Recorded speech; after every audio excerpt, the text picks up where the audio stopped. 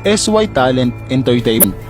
Kapatid, sa bidyong ito ay wala akong gustong patunayan at ito ay isang pagsagot lamang sa mga taong nagre-request na kung pwede ay i-content ko ang Margel at kung ano ba talaga ang relasyon nila sa isa't isa.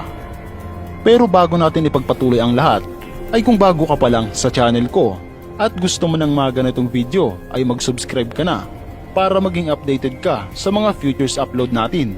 Nag-upload ako ng isa o higit pa sa isang linggo at kung mayroon ka namang gustong ipakwento o di kaya ay pasaliksik ay mag-comment ka lamang sa ibaba ng video ito. Maraming salamat. Kapatid, napapansin mo ba na sa Facebook ay kalat na ang mga ganitong klaseng post? Para sa mga taong gumawa ng ganito ay kapatid, masama yan. Hindi dapat ganyan ang pagtrato sa isang tao. Wala tayong karapatan manghusga. Sabi nga nila, pwede kang magalit pero hindi ka pwedeng mangialam.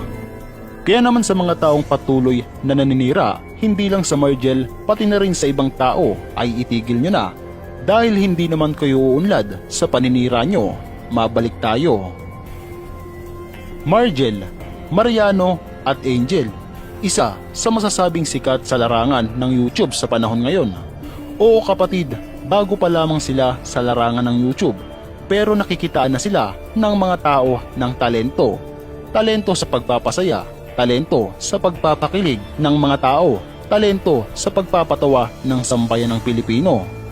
Marami ang mga taong nagtataka at ang iba pa nga ay napapasana all dahil nga ang kapatid nating si Mariano ay nakajackpot kay Angel.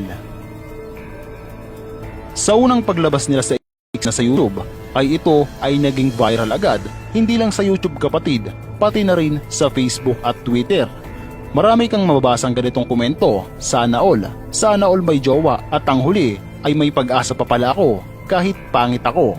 Iilan lamang yan sa mga nakakatuwang komento at mga post ng mga tao noong nakilala nila si Mariano at Angel. Marami ang nagtatanong, marami ang nagtataka kung sila ba talaga. Ang tanong mong yan kapatid ay sasagutin ko sa videong ito. Kapatid, fake jowa lang po sila o sa madaling salita, peking tambalan.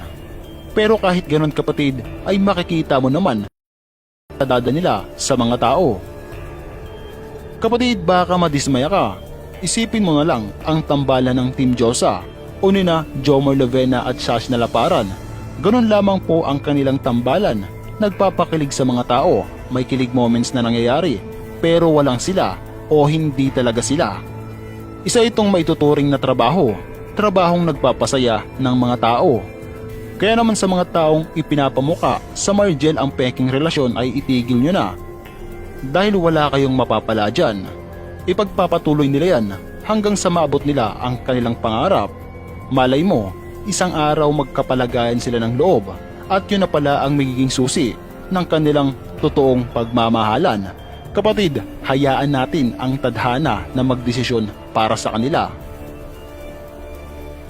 At para naman kay Angel at Mariano kasama ang SY Talent Entertainment ay maraming salamat sa pagpapasaya nyo sa mga tao. At para naman sa mga taong nagtatanong at nagre-request ng videong ito ay ayan na po, nagawa ko na.